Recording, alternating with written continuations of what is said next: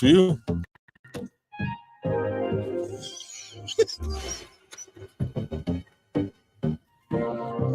That's funny. Welcome to Friday. You heard Sports4U. I've been listening to R&B, so y'all know this about to be crazy. And if I stick it to a remote, progressive discretion is advised. Niggity.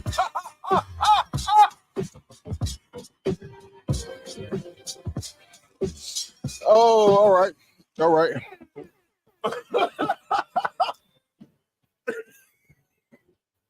Bella, what it do? New record. That's crazy. You ain't stuck, dog. Yeah. You are. You are. I started early too. All right, go ahead. All right, before the show started. Huh? All right. Like 8 o'clock this morning. Oh yeah. No. Well, I wish y'all knew what we were talking about. But good evening. Nick, you have a problem, dog. Good evening, everybody. It's Friday. You know what that means. It's time for the #1 sports podcast in the world. It's time for Sports4U. Live on YouTube. I'm John. That's Mark. That's Nick Freeze. What it do? We got Nico running around here. He's chilling here on a Friday. Another Friday with the #1 sports podcast in the world. Live on YouTube, Facebook, and X. Make sure you hit that like button, that share button. And X. I hope Yep. If you watch it on YouTube, like and share. Make sure you subscribe to Sports4U podcast on YouTube. Leave a Shout out to the comment. fun boss. Definitely. If you're watching on Twitter or X, repost, quote post, like, and let everybody know you watch Sports4U. I didn't say it, dog. Go ahead. And then, of course, if you watch it on Facebook, like and share. Follow us on all social media: Facebook, Twitter, YouTube, Instagram at Sports4U Podcast. Follow me at John Watson 0984 on Twitter and Instagram.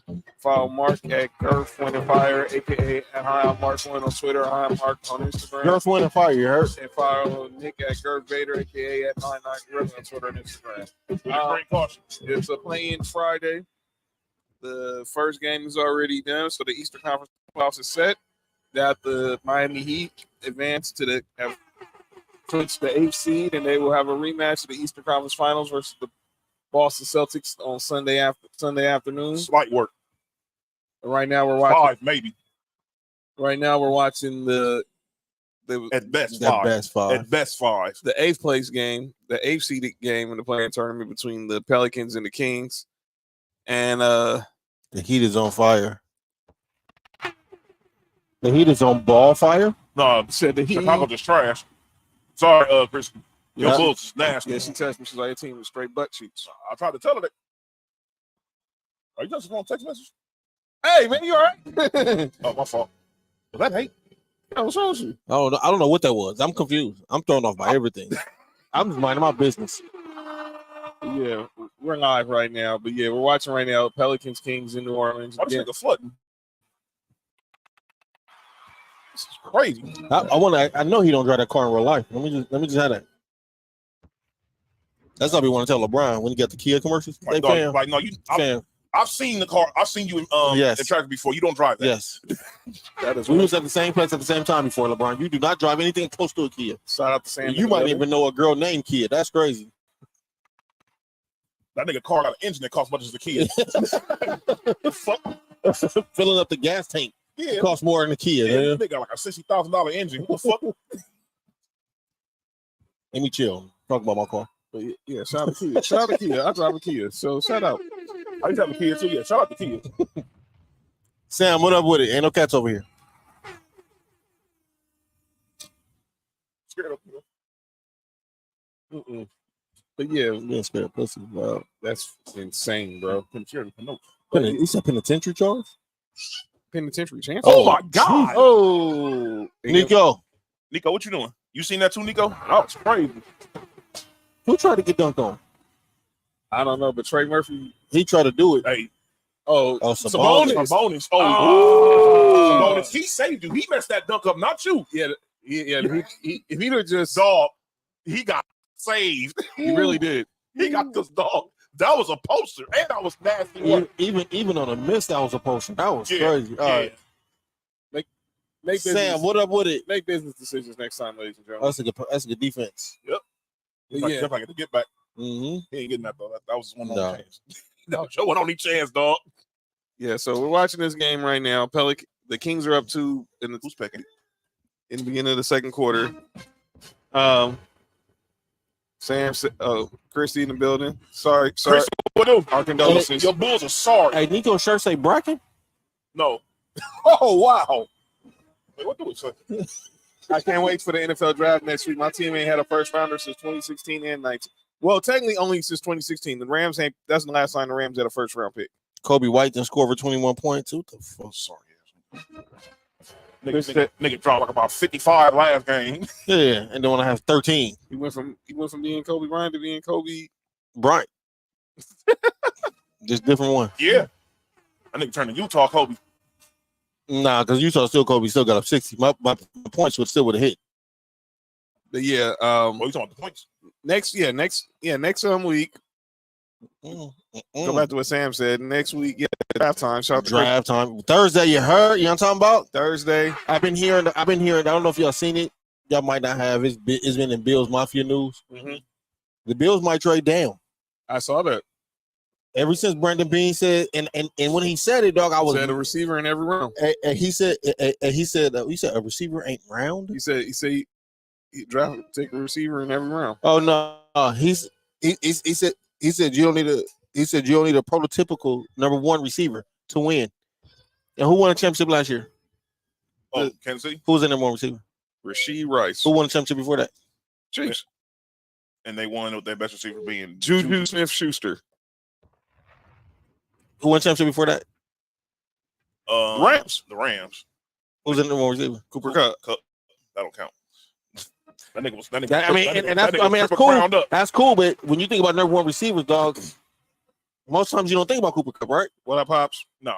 Pops, what it do? Who won championship before that? Chief? No, Tampa Bay. Who's in number? Oh, Mike Evans. Never mind. No. They had Mike Evans. Never mind. God went over Never there. mind. Yeah, they had two number one receivers over there. But I'm not bad with Brandon Beane saying, especially. But one thing that all them teams had in common is a great defense. Mm-hmm. Is a great defense. Patrick Mahomes. Listen, Patrick Mahomes was a game manager this year. You said it yourself. He sure was. He was a game manager and still ended up winning. That's crazy. That defense is insane. What up, Hype? So when I heard that, and then I start hearing the Bills might trade down. Because right now we don't have a third round pick. So they said we might trade down to get the early in the second round, which is like 8 spots backwards. Pause. Yeah. And then we'll have 2 seconds, 2 thirds, and then 4 fourths. I think. And I said I'm not mad at that. I'm not mad at that either. I think the only problem is that because it's not like we get Marvin Harrison or Malik Neighbors at 28. Y'all probably get the other dude from LSU. What's his name? What's Duke's name? Nico. Brian Thomas. Yeah, that might be the guy that y'all end up. He'll probably be available around that time, which isn't bad. So he's still a good receiver, right? Nico, what's going on? You want to say what's up to the camera, Nico? Look, everybody say what's up, Nico. It's my nephew. Say hi to Nico, everybody. Everybody all right. phone down. All right. Oh, there you go. All right, there you go. Right there. All right. That's enough. That's what we got. Okay, that's what we got to say. Okay. Hype, what up with it? Hype, Pops, what up with it? We gonna definitely be reaching out some of our favorites to join the show. Christy's already confirmed she's gonna be here. Kenzie said, "Oh, we got Wingstop coming too." Oh yeah, I'm here. Nico, come here. Nico, look. Nico, look over there. Your pops got food. Come here. And then we got Nico, look. Your pops got food. Look. Kenzie said he might pull up. Kenzie go pull up? Like pull up, or I'm about to say join the show from. I'm about to say, okay, Kenzie. All right, Kenzie. Now you gonna join the show when you get off work. I was say, damn, that's cool. Kenzie get engaged and he started leaving. That's crazy. Oh, wow, that's crazy. Hey, Kenzie picked the wrong time to make a road trip. Got the right time. That's the wrong time. Got the right time. What? Huh? What? Wrong time to hit the road trip. Right time. I mean, wrong time hit the wrong tip. Yo, the wrong time I hit it with the raw tip is crazy. Woo! You gotta finish that, player. See what up with it? See what up with it? What to do, fam? So definitely we'll be reaching out to those. We'll have some special guests on the show and get y'all live reactions to how your team doing the draft Tuesday. We're gonna have guests Tuesday too. They're not gonna be on camera though. Yeah, Tuesday we're gonna have as we do every year. Our Sports4U NFL mock draft. And we're gonna have some guests who are gonna help us with the situation. So shout out to our VIPs that are gonna be here on Tuesday. So y'all make sure y'all tune in.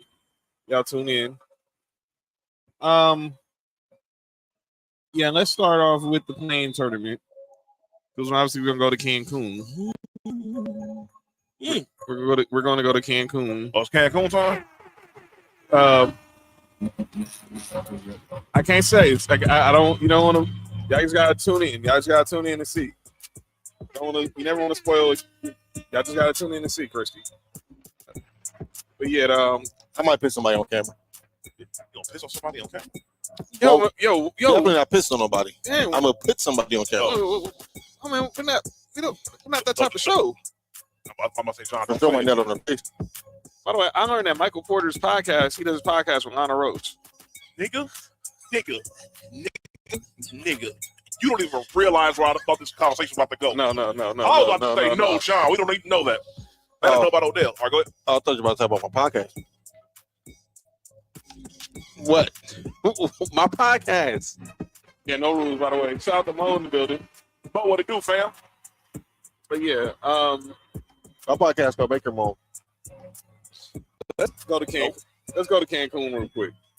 The Warriors' first team is out. First team on the island. Obviously, their season is over, and we think, and obviously the end of an era. You know what? Let me do this, man. Let me put some respect on Golden State name. Yeah, we're gonna pour out a little Pepsi for Golden No, State. I'm gonna take a shot. I'm gonna take a shot for Golden State because that dynasty that they had that might be over right now. One of a kind. Yeah, What up, Lisa? that was crazy. Well, Lisa, happy weekend to you too. Lisa, what up with her? She said all the time Nana been in jail. At least she can relate with his brother. Yo, that's wild. Who is Lana? Lana Rhodes. Who's Lana Rhodes? Porn star. That's who Michael Porter does his podcast with, called Curiously Michael. Oh, I'm Curiously Michael. Curious Michael, like Curious George. Oh, like Michael No. Jordan, Tyson, Jackson, all the goats is Mike, I guess. But yeah, the Warriors is done, You got to relax, dog. and I'm looking at their off season, what their next off season gonna look like. Klay Thompson, free agent. They have a player option for Gary Payton. Obviously, Chris Paul's got a team option. They should have got rid of Draymond Green and kept Jordan Poole. Got rid of Klay Thompson and built around Curry and Poole. That was their future. They got Wiggins. Wiggins is still on the books for 26. Draymond's on the books for 24. And you got all the young guys. Moody's not really a young guy, but he's the youngest of the vets. They doing this move a year too late. And Kuminga, Moses Moody, They could have made Brzezinski, they're all on the rookie deals. They could have got rid of some of these guys and got some at least some type of compensation. They gonna be all right. I think they'll be able to be a playoff team. Maybe not. I don't think so. Depending on what's coming in. They not keeping. They're not keeping CP3. They're probably gonna look at the playoffs. That's why probably when they not cool. Clay is gone. I think. Unfortunately, unless Clay take like a league minimum deal. They're saying the minimum. I think the Warriors, the most they're gonna offer Clay is about 20 for 1 year. No, there'll be a multiple year. Maybe like 2 years, 50. Gave him like 25. I think that might be too much. That might be too much. But I also understand. But I also understand if Golden State do it because it's not about what you can do for us. At this point, is we paying you back for what you've done for us. Right. You know what I'm saying? They won 4 championships for a long time. They was the team to beat in the NBA. Dog, everybody modeled their game after and to beat them. So I'm not mad at that. You know what I'm saying? If you give him that Kobe contract, even though he's not Kobe, for what they did to that team, I'm not mad at that. That organization, I'm not mad at that, dog. Nigga, that was down in the dumps for a long time. I mean, they're gonna be down in the dump for a long time now because they've been in luxury tax. And they gotta get out the luxury tax. Yeah. And they're not gonna win with and this the owner's team. trying to get out the luxury tax. Yeah. Like bad. Yeah, They had the most expensive roster this year as far as the luxury tax. Yeah. And they didn't make the playoffs. That's out. Yeah, we say Jonathan, that's my jerk. Yeah, Mookie, Marcus Lindbat, you know what it is. Dodgers, let's go. Who the fuck said that? Lisa. Oh. Thank you, moms. Thank you, Mom. Shout out to moms. Can we shout out Let's Make a Deal? Oh, yeah, Let's Make a Deal came through today. Can we shout out Let's Make a Deal? There we go. That's what I'm talking about. Thank you, Mom. They heard me. I'm telling you, they heard me. Yeah, because we was about to go up there and punk them. I was about to go up over there. Yeah. Shout out to Let's Make a Deal. Yeah. Hold on. Hell well in the building. Hell, Will, what up with it? You heard? When we hit Chavez Arena, we're gonna be matching. Mm-mm. Oh, okay. Nope. Nope. Nope. Nope. Nope. Nope. Nope. Nope. Yeah. Yeah. Told you. And Go hey, ahead. Chris said y'all twinning. Oh. Yeah. All right. But I need to get out to the ravine. I didn't get out there long. Dodger Stadium. Oh. By the way, they're showing the 2012-2013 Clippers. Willie Green was on that squad and obviously Grant Hill was at the end of his career. Mm-hmm. And obviously, Chris Paul, DeAndre Jordan, Blake it's Griffin. It's like 4 guys on that team. On that team, that's like coaches or something now. That's crazy. Because Willie Green's a coach, Chauncey's a coach. Mm-hmm. Well, he might be after this year. I doubt it too. And they're like, yeah, we tried to Scoot Henderson. Yeah. No, I'm trying to scoot your franchise. John, Yo, I seen you said you and Moms was watching that documentary that came out because of LeBron. hey, let me ask you, Mama. Mama, you still on the phone? Come here real quick. But pause too. Is Melanie tell her? You know what I'm saying? You'll call her right back. I know you're. I'm gonna bring you on. Look, I have my mama here in the VIP. Come here. You ain't on camera. You ain't on camera, bud. So 4 years ago today was the debut. Was when The Last Dance aired on TV. Yeah. You remember that day? No. Remember the Bulls documentary, the one about Jordan, the one we watched during the pandemic. That today was the 4-year anniversary to the day it premiered on TV. Oh. Yeah. So let me tell y'all a story. So my mom's.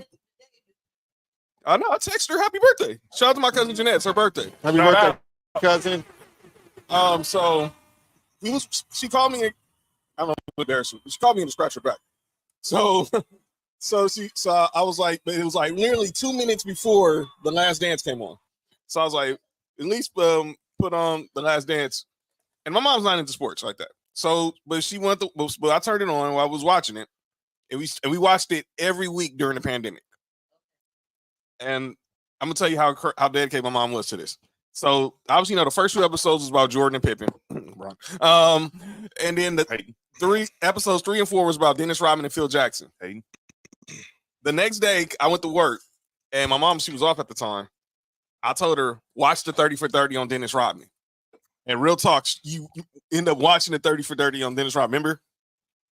Because you was talking about his mama and how you didn't know. Because they didn't really talk about the upbringing of Rodman much on the Last Dance. Not to be about Jordan. And then exactly, and I wanted you to see the stuff they weren't gonna say about Dennis Rodman because it was pretty much a Jordan documentary. That's why I wanted you to. Yeah, all right, cut. Happy birthday, Jeanette. Shout out to my cousin Jeanette in Vegas. But yeah, today was the 4-year anniversary, and we'll get back to the Warriors in a second, of the debut of when The Last Dance dropped on TV. Mm-hmm. Obviously, it was during the pandemic, so nobody was going anywhere. Everything was locked up, and it was the only thing. That's because he knew it was going to happen. Wait, what? Yo, you all right? I can't say that on the show, huh? No, you can say, "Wait, you want freedom of speech?" We Nah. You get blocked? Yep. Nah. That knock on the door. Yeah. Hey, yo. But exactly. Yeah. Thank you, Will, and I thank she. So, like I said, my mom don't watch sports like that, but we watched it every week We watched it every week. Will, fuck out my finger. Will said, "Shout out to Moms. I love her." Yeah. We all love her. Yeah. Mom's one of a kind. Yeah. She's already working on something. She was just talking to me in March, working on something major for 2025. So that's a fact. Well, 2025 gonna be looking real nice. Well, she had a little meeting last night, but yeah. And I thought about that because that was in the beginning of Sports4U, because obviously we was about to launch. Then the pandemic happened. We was put on hold for about a couple months, and then we launched. Some of the first episodes we did was we was recapping The Last Dance. I did a lot of launching during the pandemic. Man. Hey, yo, you all right? Wait, I said that out loud? What's wrong with your boy? Out here. You think? You say he did a lot of launching in the pandemic. That's wild. Say No. You say had me doing a lot of launching in the pandemic too. Still do. All right. Pepsi just happy doing it. Christy said, "Love you, moms. Can't wait to see you again." Yeah, shout out to Christy. Shout out to HR. You know what I'm saying? You heard? But yeah, it was a good documentary. Obviously, look, one of my favorite 30 for 30s, but we all know, like Mark said it, and Mark was saying this sarcastically, but it was a fact of life. We don't get this documentary if LeBron James doesn't make history in June of 2016. That nigga said, "Don't forget about me, y'all." Remember, I'm Jordan. Remember me? They were sitting on. Hey, pick me.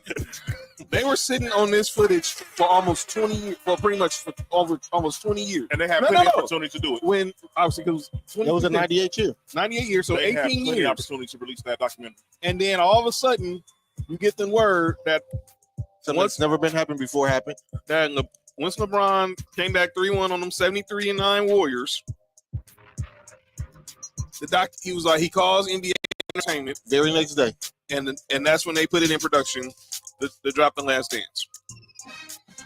Very next day. And I be clear, it was a good documentary. It was good. It was good to watch. It was great. I love that documentary. Yeah, it was a lot of nostalgia watching it, everything. Hey, Despite the reason why we got it, I love watching that documentary. I did too. And I just think like it was a Jordan dedication movie. Jordan Glaze face. I mean, some of the stuff he said about Scottie Pippen, obviously the stuff with Horace Grant. So about everybody doing cocaine except for him. Oh, but he was drinking orange juice. So Yellow eyes. Yeah, I'm drinking orange juice right now. We talking about yellow eyes, right? yeah. I think I've yellow my whole life. You stupid. His eyes is yellow. His hair been gone. That's because HGH. How come no? You right, man? Nope. All right, never mind. Nope, because we're not doing. It's not conspiracy theory NBA time. So Oh, my fault. Okay. You know, saying about LeBron. we definitely know someone. Sam said the documentary was The Last Dance is great. Didn't like throwing other folks under the bus. Well, that's like pretty much what it was. And Scott admitted it. He was upset with MJ. That's why he didn't send his condolences when Jordan's dad got murdered. Wait, huh? Why was he upset with Jordan back then? If I remember, Because Jordan dad passed in '93. it was something. You already seen the hate fest going on. It was something about the contract. I mean, if you go back and watch, someone tell me they'll probably be re-airing it on ESPN sometime throughout the weekend between all the playoff games. Will said, that don't mean a thing. Bulls still the best team ever, and Jordan will forever be the greatest no matter when they drop it. Oh, God, here we go. Yeah, okay. Your argument, neither one of them arguments is being made. We just saying that the reason why documentary came out is because Because of LeBron, LeBron. and it's a fact of life. They need to do one on the Lakers documentary at the end and the beginning of the Showtime era, like the Bulls last. Well, they did Legacy on Hulu, Sam.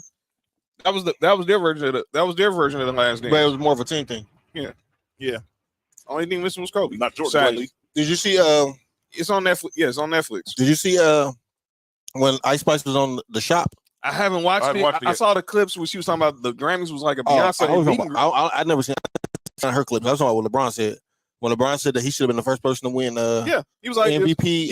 They asked him, "Is there one award of all this stuff awards you won that you wish you could have won?" He was like, "Yeah, defensive player of the year." Not that one. He said he should have won. He's been the first Finals unanimous MVP. Oh yeah. He said, but it was one writer from Boston, and he was like Gary Washburn. And he was like, I know his name. I'm not gonna say his name until y'all see it. I'll say it. Who do you vote for? He voted for Melo. He voted for Melo. Oh, yeah. I'll say it. His name was Gary Washburn. He was a brother. I'll say it. Yeah. Gary Washburn from the Boston Globe voted for Carmelo, and everybody and their mama knew LeBron James was winning the MVP. Yeah. Come on, man. Yeah, he said I'm not gonna say their names until the documentary. I will. God damn it! It was Gary Washburn. Just like with the late great Fred Hickman, God rest his soul. This nigga just missed, dog. He airballed a dunk. Rest in peace. Just like the late great Fred Hickman, God rest his soul, was the one person who voted for Iverson the year Shaq won MVP. He should be unanimous too. Shaq should have won Defensive Player of the Year too, but we'll talk about that later. But back to the Warriors. They had a four titles in a 10-year run. That's amazing. Why you push him like that? Look. Wait, you said 4 titles in 10 years? What about when LeBron? Never mind. So they had 6. Crazy. So they had 6 finals. Well, they had 6 finals appearances. Mm-hmm. So what? They went 3-2. They really should have 3, but it's all good. They won in 2014. They won in 2015. You crazy? They won in 2015, lost in 2016, won in 2017 and 18, lost in 2019, and then won in 2022. Mm-hmm. So you think about it. That's a great dynasty right there, man. 6 finals appearances, 4 rings. And it sounds like, and obviously now you figure out what's going to be next. Obviously, they're probably going to pick up Chris Paul's team option because if you're going to try to go bring another star to partner with Steph, you're going to need that contract just because of the money. I have a question. Yes. So they say the Warriors run hurt LeBron's legacy, right? How? I'm just bringing this up. Okay. I have a question. What's that? Did the Spurs legacy hurt Kobe's legacy? No. No, it's only LeBron. Did anything that the Celtics and the Lakers and all that did while Jordan was in the league, did that hurt Jordan's legacy? No. I don't get this. I just don't get it. Right. People just I don't like how the goalpost always gets moved. That's all. That's all. Oh, like for Kendrick? Oh yeah, all the way. I've been said that for years, but nobody listened to me. Hey, once again, y'all seen a couple of years. I'm just keep saying that. If you know, you know. By the way, the Pelicans are now up by 12. Should I do one for the Celtics, like Last Dance type of documentary? For what? I'll watch it, and I got no love for the Celtics. Yeah, if you're talking about the Celtics with Bird and McHale and Parrish, why would they have something for the Celtics that had Paul Pierce and all them over there? I only They didn't do nothing. They won one time. That's nice. 1 year. They really should have won twice. Man, we're not doing that. We're not going there. Yeah. Let's go. Hey, in the building, come on, Style Steady. She said, "Evening, muchachos." Will you stop? I said, "Come on, Style Steady." That's talking about her titties. Steady. Let me shut up. Okay. And he said again, "Ooh, titties."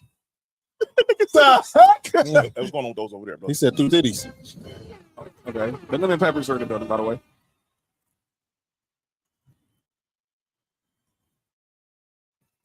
What did Bill Simmons say besides the fact that the Lakers should have basically lost to New Orleans on purpose?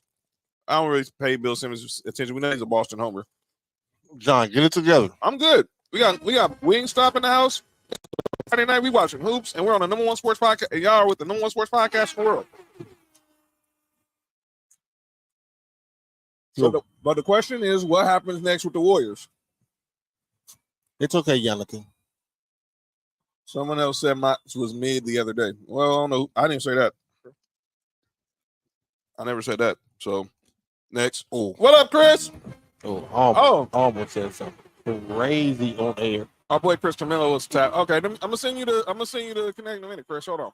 I didn't want to talk about the Last Dance. Who? Chris. Our boy Chris Camello. You want to? Oh yeah. All right. Give me 1 second, Chris. You're in a good room, Chris. Yeah. But yeah, the question now is where. BI starting. BI starting what? Question is, where do the Warriors go from here? De'Aaron Fox is not worried about him. He really ain't. He really shouldn't. What are they doing? Arguing over nothing. Y'all need to show to let all comments fly. Oh no, you don't need that. No, we don't. No, I mean I can say what I want to. If that happens, then Sports for You would be, boy. You have if all comments was cool, a lot of people wouldn't be cool no more. Mm-hmm. Nah, Christy. I believe in freedom of speech, but you got to be smart. All right, shout out to Christy. She was on the show today. By the way, when we do our Sports for You watch along for the draft on Thursday, that's usually our longest show. We usually don't last no more than 90 minutes to 2 hours. Christy was on the show for 4 hours. Shout out. Shout out to Christy lasting 4 hours. I think Beyonce got hurt. Well, he's already playing hurt, so Tig said he just cleaned the barbecue pit, so shout out to Tig. By the way, Tig, we gonna pull up out there, dog. Definitely. That idea you had was flawed. Say less. We're there. But again, I asked you guys, man. Chris said longest podcast ever. But the question again, I'm gonna ask. Mm-hmm. Where do the Warriors go from here? They got all over, dog. I think they'll keep Curry because Curry is Curry. So, but I think everybody else is expendable. Again, I think this move should have been made a year ago. But they want to give him one more run. I'm not mad at that because the Clay contract ended. Mm-hmm. How many more years Draymond got, Jerry?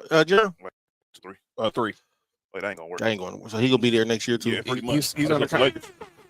I don't think Lakers not trading for him. No. I think the Lakers only have only 2 people on the trade line. That's a trade. After next year, right? Then they gonna get into a fight with somebody. Buyout. If they cut him, then that's different. Mm-hmm. But I do think that on the Lakers team next year, you might see a Trey Young and the Klay Thompson. Grab the saucer right quick. There we go. I can see that. They having the Trey Young and the Klay Thompson. Okay. All right, join us real quick. Is a fan of the show. He's been on here before. Co-host of the Outlet Forum. My forum brother. One and only Chris Camello's in the house. What up, Chris? What's up, guys? Happy Friday night to you guys. All right, got to see you, Chris. Happy Friday, Chris, man. How you been, sir? Doing good, Mark. How you doing? What's up, Nick? What's going on? Man, we can't complain, man. We happy to see you, man. Happy. Hey, the feeling is mutual, man. Thanks. I know I'm doing like a little bit of a surprise guest spot. If this was beer pong, this would be known as the celebrity. well, we about to use that. You are the celebrity. So what's up, Chris? So obviously I know kind of have an idea what Chris want to talk about because we talked about it earlier. I know you probably wanted to say your thoughts about The Last Dance or anything else, but go ahead. What's up, Chris? The floor is yours. No, actually, I was gonna talk about this Pelicans game real quick. We can get to The Last Dance. Do you want me to lead off with that? I'm good. No, we can talk Pelicans. Go ahead. Yeah, what I find impressive right now, and I also saw it in the Heat game, these teams' ability to rally when their star players are missing. You know, I love it. With the Heat, you're not really too surprised because they're used to playing without Jimmy Butler. Maybe not in the playoff atmosphere, but throughout the season. And obviously the Pelicans have been down Brandon Ingram. They've been down Zion throughout the season and whatnot. But seeing what these teams are doing and how competitive that they are, even Sacramento the other night with, obviously they're down Monk and Kevin Huerter. They found a way to not just beat Golden State, but clobber them. So, it's not the end of the world to lose a top-tier player. And another team that you're going to see do that in this upcoming series is potentially the Clippers. Without, if Kawhi is not 100%. Without Kawhi. I think you're going to see them kind of rally, and they got different guys that are capable of stepping up. So it's next man up mentality. No one's going to make excuses. No one's going to feel sorry for you. So go out there, whoever's healthy, and show why you deserve to play more minutes. All right, hey, Chris, I agree with that. My whole thing, I love the next man up because I feel like this is a professional league. Yeah, they all at this level for a reason. Let's show what you hear at some point. You know what I'm saying? Yeah, I agree with that 100%. Absolutely. Definitely got to give another shout out to the coaching. Willie Green wasn't really said. I don't know what Willie Green said to these dudes, but whatever he said, the message got through clear. For sure. And even the other night against the Lakers, the Pelicans were sort of dead in the water, and then all of a sudden Alvarado comes in, Murphy, Larry Nance Jr. I mean, they completely, along with Zion, of course, they completely turned that game around. Zion was going crazy that game, but like you said, all the role players on their team stepped up, man, and they're doing the same thing now. Yep. And by the way, shout out to, I don't even know what his age is, but I know these are going to be his final games in the NBA. Nick Batum. Philly does not win that game against Miami without the Frenchman. Nick Batum was outstanding in that game. 6 threes and a big block on Hero late in that game. So, yeah, they're going to need him in that next round as well. I did not expect that yesterday would have been the Nick Batum game. And you know what's so crazy? On either Prize Picks or Underdog, his over was 8 points. And I was like, you know what? Let me just pick it. I'm going to pick the over. I'm glad you did, huh? Yeah, he went crazy. Hey, Mark, how was that payout? Oh, I didn't win because somebody else. We'll get into that later on. Okay. Lord. Chris. Yes, sir. We were just talking about the Warriors. Mm-hmm. Yeah. And obviously 4 rings in 10 years.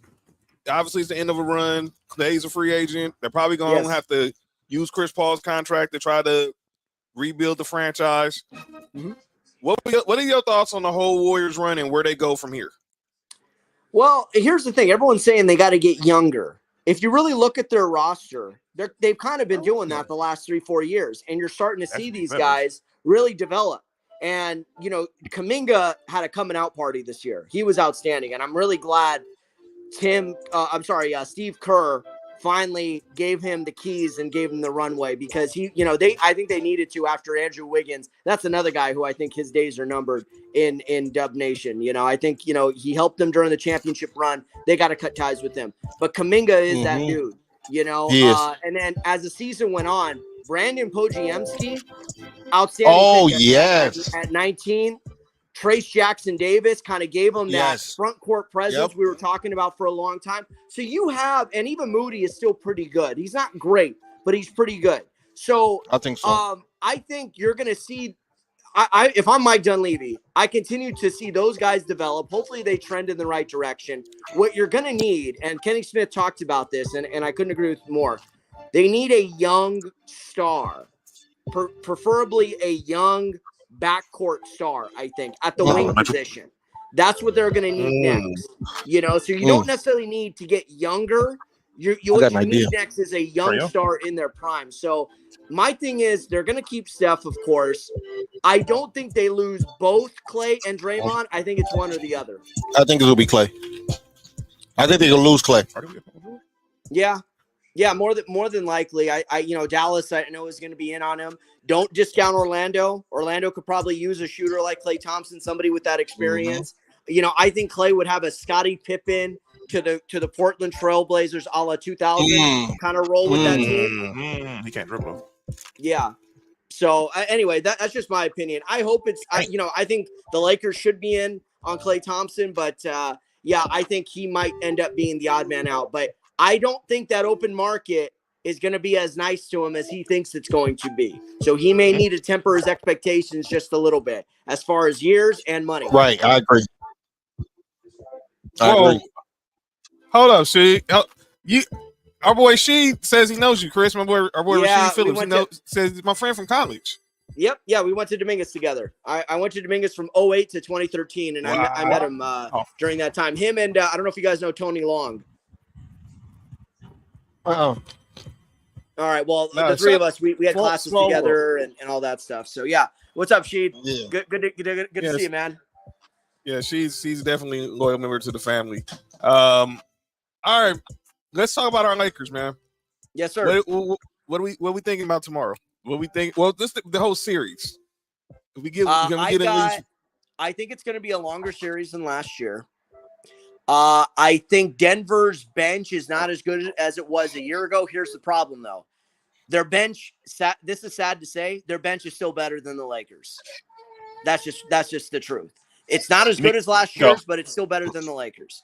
The Lakers if they're going to have a chance in this series, they need to take game one. Game one. You got to hit Denver in the mouth early, if nothing else, to get their attention and let them feel some sort of urgency, some sort of desperation, so to speak. I don't think the Lakers have enough front court depth as far as how many fouls can you throw at Jokic, and how many minutes are you going to be willing to play Jackson Hayes? Because if you don't want AD to be the primary defender, that means Hachimura's got to be the primary defender, right? Somebody got to guard him. Yeah, so he's going to probably have to be the one to guard him, followed by Anthony Davis and so on. There's two other defensive matchups I want you guys to stay with me on that I've been thinking about. One of them takes me back to 2020. You guys remember the Game 5 closeout game against against Denver in the Western Conference Finals? Who guarded Jokic in the second half? Who guarded Jokic in the second half and put that game away? No, you're talking about 2020 in the bubble. Oh, 2020. Oh, Dwight Howard. No, it was LeBron. I definitely was joking. It was definitely LeBron. Dwight was in the most. Dwight set you're right. Dwight set the tone in that series, but it was LeBron that actually bodied up Jokic. So I think that's going to have to be something LeBron takes on at some point. Maybe not in game one, but at some point, especially if AD and Rui are in foul trouble and they don't want to go to Jackson Hayes. Another guy that I think could have an impact. Everyone talk about Gabe Vincent. Gabe Vincent got worked by Jamal Murray last year in the finals, and he got worked on opening night by Jamal Murray. So the guy that I think should be getting more minutes as far as guarding Murray, Spencer Dinwiddie. He's got the size, he's got the length, and he's got the defensive prowess. I like that. Smart. I like that. Chris, I'm one of the few people who, everybody know I'm not a Laker fan, but I'm one of the few people that think the Lakers can really win a series. And like not just because Laker fans, but watching and how everything is matching up, I think the Lakers can really win a series. And I'm picking the Lakers in 6. That seems to be kind of a consensus pick. People are talking about the days off. They don't think Jokic is going to hit all of those over the head, grandfather pickup game threes that he hit last year in the conference finals. Right. They don't think Jamal Murray is going to be, torching him like he did last year. But and also too, guys like Bruce Brown, Jeff Green, they also had good series against Lakers. And those guys are obviously, they're on their couches right now or in Cancun. So yeah, I wouldn't. Let me tell you this, Mark. I wouldn't be shocked if the Lakers win this series. But here's the problem: the way the Lakers lost those games in the series last year, and the way they lost the 3 games this year, were all very much the same. Right. That's the problem. Right. They have beat them this year? No. They haven't. The Lakers played them in 12 quarters this year, and I want to say they played well for about 8 of them. 8 quarters that they played well against Denver. So the issue is, it's not about, well, can we match up with them? Can we beat them? The problem is, if it's a close game, can you close them out, especially in Denver? And that's the biggest question mark that I have going into this series. If somebody who I think I am going to pick the Lakers is, I wanted to see Anthony Davis show up like he did. What was that, game 1? He had a good game last year in the playoffs. Yeah. Oh yeah, he was great. 40 and 20, I think. Right, guys? If we can, it don't have to be those exact numbers, but if he can be somewhere close to that, I think the Lakers have a really good chance of really winning the series, especially with D'Angelo Russell playing how he playing. Yeah. We've seen Hachimura been playing well. I totally agree. He's the X factor. And then last couple of games, I've been seeing even Taurean Prince hit a couple of threes, and that kind of been shocking to me. Well, here's my thing: you bring up Taurean Prince. TP. If he hits a couple of shots, cool. But and Darvin, if he's not hitting, Darvin's got to have to have that moment to like, look, bro, it's the playoffs. You got to sit down. At some point where if he's not hitting, but he's playing good defense, then I can understand. I can understand him being on the court. John, I understand. John, I understand where you're at, but here's the problem: if Rui is in foul trouble, you don't have an alternative. There's no Jared Vanderbilt, so your option is either play Taurean against a Michael Porter Jr. and have him chase him around, or a KCP, or even Aaron Gordon, or do you want to see that infamous 3-guard lineup: Vincent, Dinwiddie, or Vincent, Dinwiddie and Russell, or Reeves, Russell, and Dinwiddie? Like, that's your alternative. And he went to that last year. For some reason, he decided to start Dennis Schroeder alongside Reeves and Russell, and that set an awful tone for the series. So I understand what you're saying about TP, but are you more comfortable going with the 3-guard lineup, especially if Rui is in foul trouble? No. That's the problem. I hate all our 3-guard lineups. Chris. I would just hope that TP is showing up on the defensive side of the ball. Yes. Damn what you're giving us on the offense. Like, just show up on the defensive side of the ball. You know what I'm saying? Like I think that's the main thing. For sure. And John, I agree with you in spirit. And if Vanderbilt was out there, I think you're right. I don't think TP would have that runway. And I think Ham would be like, hey, sit down. You're not hitting threes and you're a defensive liability. So we're going to go with Vando and we're going to go with Hachimura and whoever else. So, it is what it is. But it's a lot. And the other guy I'm concerned about, because I have a feeling he's going to have one game in this series where he is an absolute pain in the ass, Reggie Jackson. Yep. Oh, yeah. Yep. He go crazy against the Lakers. Yep. Especially at Staples Center. Mr. June, John, you remember Mr. June, right? For the Clippers 2021 Western Conference Finals run. He was a big reason why they got to that point. Yes, he was. Yeah. He was going crazy. It's just, they got to just come with the focus. Relax, Nick. Get the focus of trying to at least take one in Denver. Like Chris said, I agree. I would prefer it be tomorrow night. But if you can't get it done tomorrow night, you cannot come back to Staples Center down 0-2. If you back down 0-2 I might as well kiss, as Nick would say, kiss the baby. Kiss the baby. It's out of here. I'm not gonna say that. But- It depends on how the 0-2 happens. If But here's you're the getting thing, blown out the 2 games, then yeah. But here's the thing: the 0-2 like last The year, 0-2 last year was close. we was close in every game last year, Every game. Yeah, but at that point, D'Angelo Russell wasn't playing like he's playing now. and that's where I want to D'Angelo be. Russell was waiting for game 9 last year. Well, I hope Yeah. he may not be waiting for game And 9 guys, honestly, tomorrow. last year they looked spent. It was a combination of them looking spent, especially AD and LeBron. They looked spent, Yep. and I think Reeves, the fatigue got to Reeves, I think, especially when the series shifted back to LA. He had a good first couple of games in Denver, but He was I tired. also believe that moment got too big for D'Angelo and Vanderbilt because they had never played in that conference finals before. That moment got to them. And that that's is the thing, such a dog. thing. That's the thing, dog. And like he said, it was the conference finals at that point versus the first round this year. Dog, did you see how good the Lakers was looking in the first round? Yeah, It was a whole Memphis different played. team when they played against Denver. And I'm not saying it had nothing to do with Denver, but I'm saying like just Lakers looking by themselves looked like a whole different team. Like he You're said, right, Mark. I think everybody was tired. Yeah. And Like, and I John, want to I know you guys watch or listen to 710 like I do. Nick Wright was saying this is the path for the Lakers. If you're going to play Denver, play them early with the days off and everything My like boy that. Tiggs just said that. I'm glad we got them now and I was saying this. I want to see how Denver responds to finally being the hunted, and when they're not the hunter. Because this is the first time when Exactly. I want to see how hungry they come out on the road to a repeat. Yeah. Jesus. Chris, it's very difficult. Very difficult. Talking about more of the playoffs. We talking about Golden State. Obviously, we're watching New Orleans and Sacramento right now. Earlier, we had the Bulls basically get dog walked on, get the South Beach flu. What happened? What do the Bulls do now? Yo, Well, Lisa, that's a wild comment you just told Fat. Here's the thing. Call me crazy. I kind of like the way the Bulls are structured. In a lot of ways, they make sense. If you look at on the court, all their pieces are pretty complementary to each other. For whatever reason, it just has not worked out. They have the issue now is the contracts. You've got Levine's contract, which I know they're saying, oh, we're going to move Levine's contract. Good luck. Nobody wants it. He's not a winning player, and he's got 3 more extremely expensive years on it.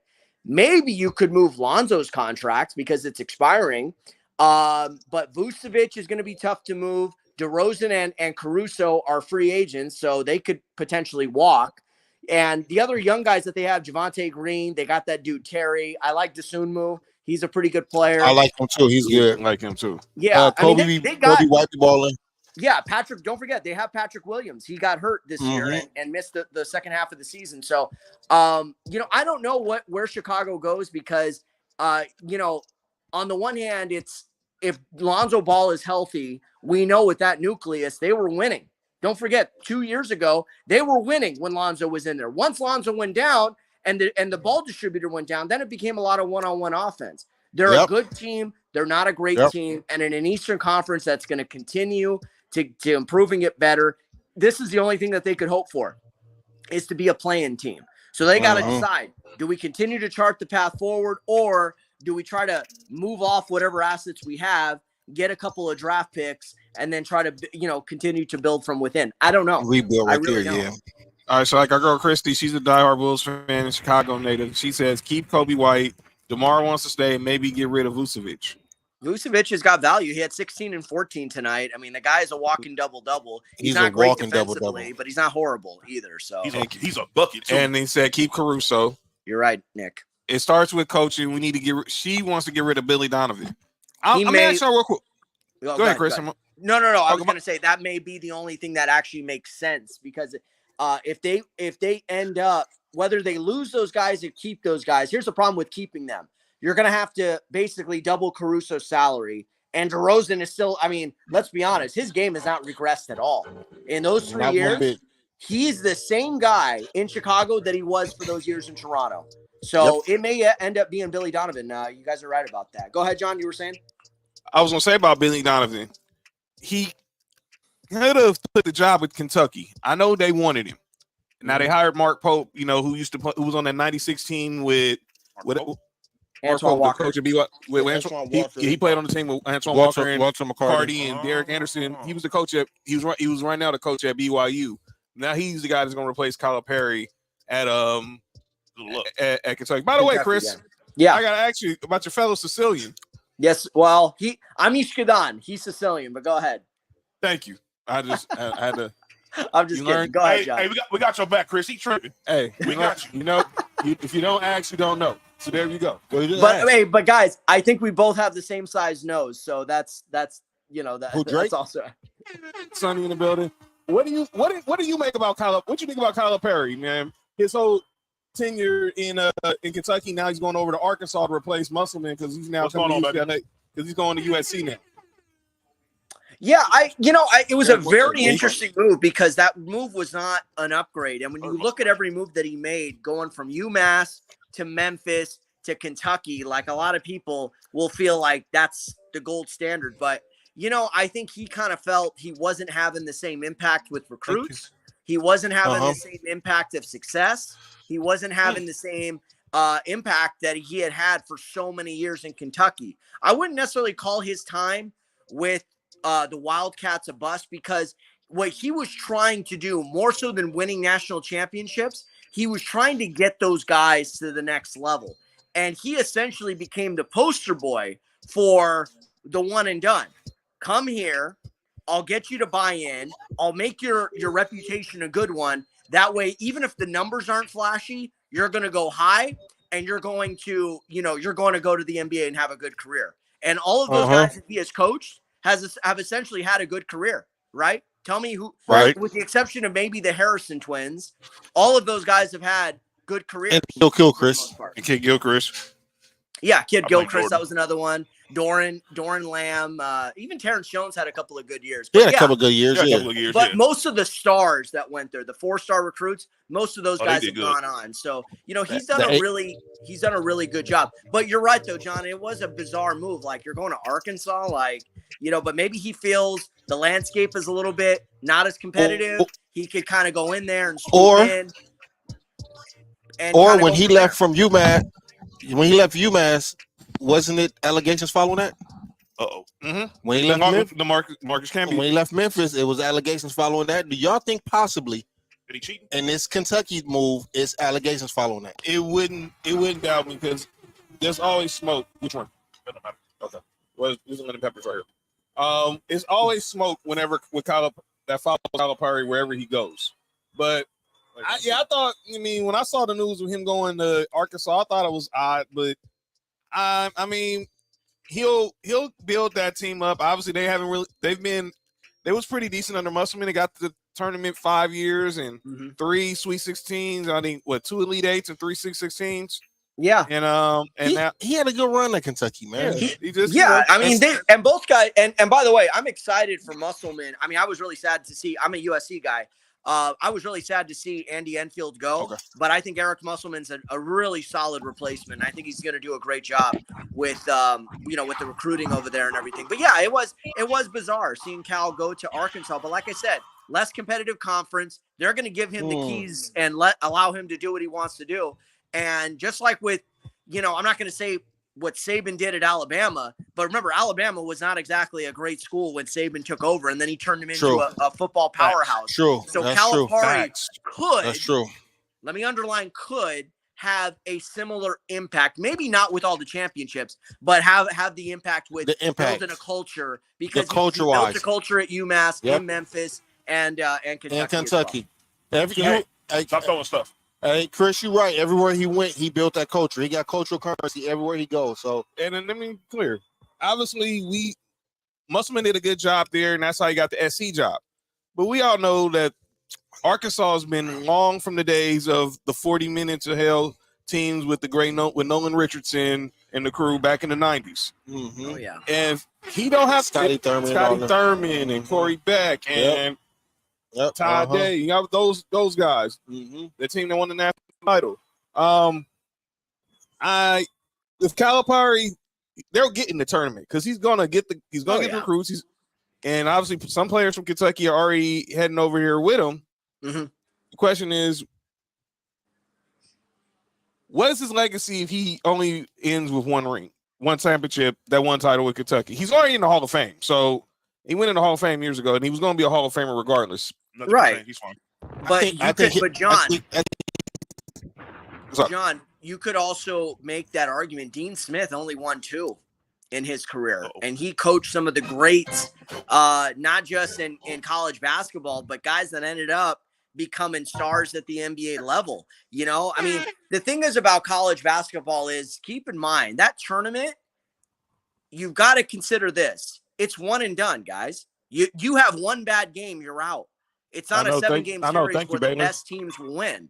You know, so yeah, national championships is great, but I mean, show me even Krzyzewski had 5, and Krzyzewski was at Duke for what, 35 years, 5 championships in 35 years. You know what I mean? Like, is that great? You know what I mean? I'm just saying, you have to kind of look at it in that lens. What you look at is the wins, the conference championships, and how much talent you're developing, and the culture that you're building as well. And that's where I think you really have to measure it, you know. But I mean, should Cal have won another 1 or 2? Absolutely. I'm right there with you. He should have won that game in Memphis. They couldn't freaking make a free throw. They all became Shaquille O'Neal at the free throw line. But even Shaq was a clutch free throw shooter, so that's not even a fair comparison. But had they made a few more free throws, he would have won in 2008, Memphis versus Kansas. Kansas. Hey, Chris, you absolutely right. And me as a North Carolina fan, I'm glad you brought that Dean Smith comparison, because without knowing without knowing it, we have Dean Smith on a pedestal amongst up there with the greats. Right. But when you look into it, Dean Smith only won 2 championships with us. That's right. So I'm glad you said that, because to me, it's not about the championships; it's about the impact that you have on the college, and like you said, what he's done with the whole university. And Dean Smith's impact was bigger than a lot of other coaches who won more championships. 100%. Exactly. Yeah. And that's really what it's about. I mean, the championships are great, you know, no question about it, but not everybody could be Phil Jackson. Not everyone could be Red Auerbach. Not everyone could be Greg Popovich. Not everyone could be John Wooden. Phil Jackson. You know? Yeah, exactly. I mean, there are very few number of coaches who could have, you know, who could do the culture building and win the rings. You know what I mean? And in college basketball, it's so volatile, guys. So volatile. You know, and let me tell you this, Mark, Dean Smith, Chris Webber doesn't call that timeout like he did. That could have been a different story as well. Yep. I tell John all the time, he got to stop being mad at Chris Webber. He gave us a championship. I mean, it's hard to look past the Kings years, but yeah, Chris Webber did give North Carolina a championship. Let me ask you guys a question. Is Jay Wright a better coach than John Calipari because he won 2 rings? No. Ooh, listen, no. I love Jay Wright. Go ahead, I love Jay Wright, right?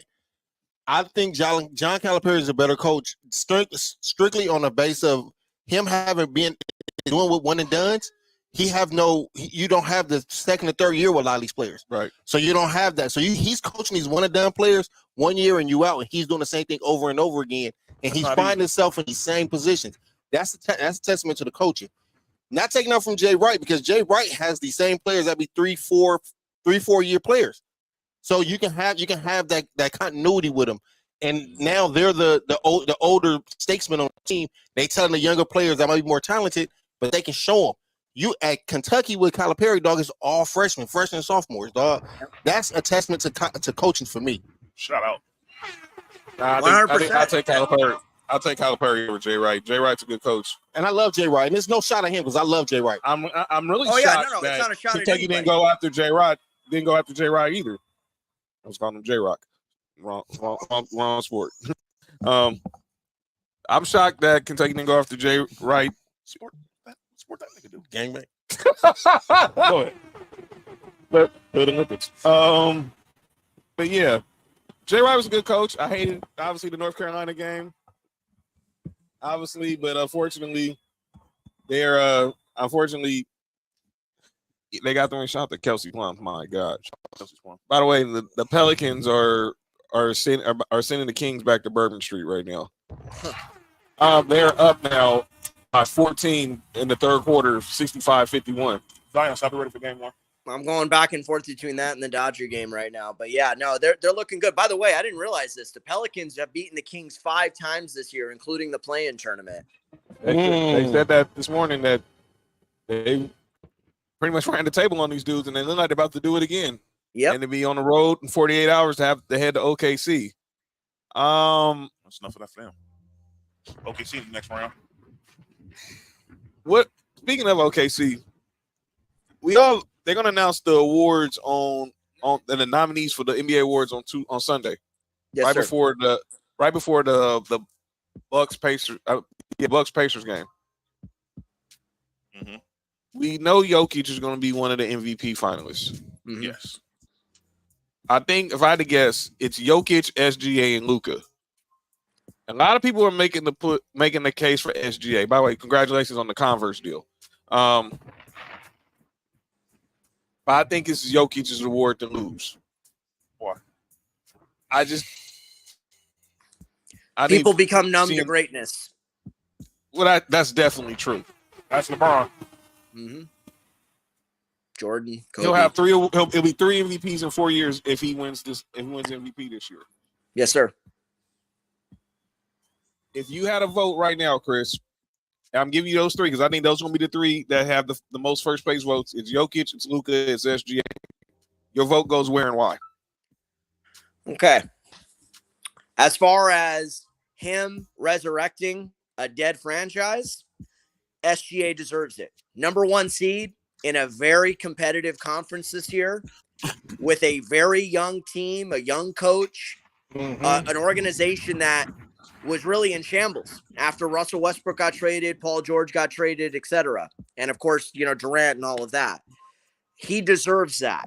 No question about it. A clutch performer. By the way, SGA, who was he coached by in college, guys? One John Calipari. Exactly. But here's where Jokic comes in. Jokic has got the more well-rounded numbers, and I think people forget this. Name the other all-star teammate in Denver. There's one. That's where also people forget that Jokic gets the edge. It is an assortment of very good, borderline all-star players, specifically Murray, but without an actual all-star next to him. That's where Jokic also gets the edge. So, to me, I think it should go to SGA. I think he's going to get more first-place votes than people think. But I think just like it was 2 years ago between Jokic and Embiid, and it was a close one, I think you're going to see Jokic edge him out barely. But to me, I think SGA deserves it. And I also think Anthony Edwards deserved to get some votes this year as well. You got Jokic. Who you got, John? I wanted to go to SGA, but man, You got Jokic too? He's gonna be Jokic. Jokic averaging 26, 12, hold on, Nick, who you got? I got SGA. I'm the only one standing with this. What, Luka? I got Luka. I ain't mad at that either. I ain't mad at that either. It's a good one. By the way, good pick. Yeah. I got Luka. As you know, Chris, Nick is our resident Clippers fan, and obviously that series kicks off on Sunday afternoon. Yep. Nick he's thinking Dallas is going to get the edge on the Clippers. Luka averaging 30. What do you think? Wait. Pause. Time about before we continue. Nope. I changed my vote. Hold on. Don't even worry about it. Hold on. Okay. Don't even worry I changed my about vote. it. Don't even worry about it. I changed my vote. Go ahead. Tell him why. Dog, He didn't lead in scoring, right? he's averaging 33.9. That's 34. 34. 9 and 9 point. That's 10. So he basically averaging a 30-point triple-double almost? A 34-point triple double. Okay. Yeah. No, Murray wasn't an all-star. Nobody. If y'all Nobody in this conversation has an all-star teammate. Well, they got a former all-star teammate in Kyrie, but that's about it. no, Murray wasn't an all-star. No, Kyrie didn't make the All-Star this year, huh? Nope. Nobody else on OKC made the all-star team either. None of them got All-Star teammates. That's true. Yep. It's gonna be interesting. Chrissy said Kobe White needs to be most improved over Maxey. I absolutely, with everything in me, disagree with that. Christy, I love you, but that ain't happening. I'm about to look up Kobe White. This dude, look, I can tell you right now, Maxey averaged 27 points. I think he put up 25, 5, and 5. Kobe White averaged 19, 4, and 5.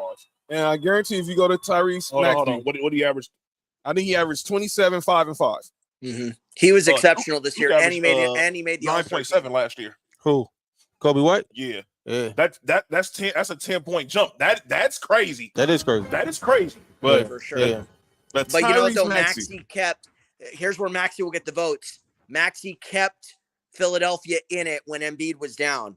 They didn't fall – they fell out of the top 6, but he still kept them competitive, and he made the All-Star team. Kobe White was exceptional, and I think Kobe White and Dante DiVincenzo deserve to get a lot of first-place votes. Yes, definitely. But I think Maxey, once again, is going to edge him out, but barely. Oh, by the way, DiVincenzo's not even eligible because he sat out the final 9 seconds of that game.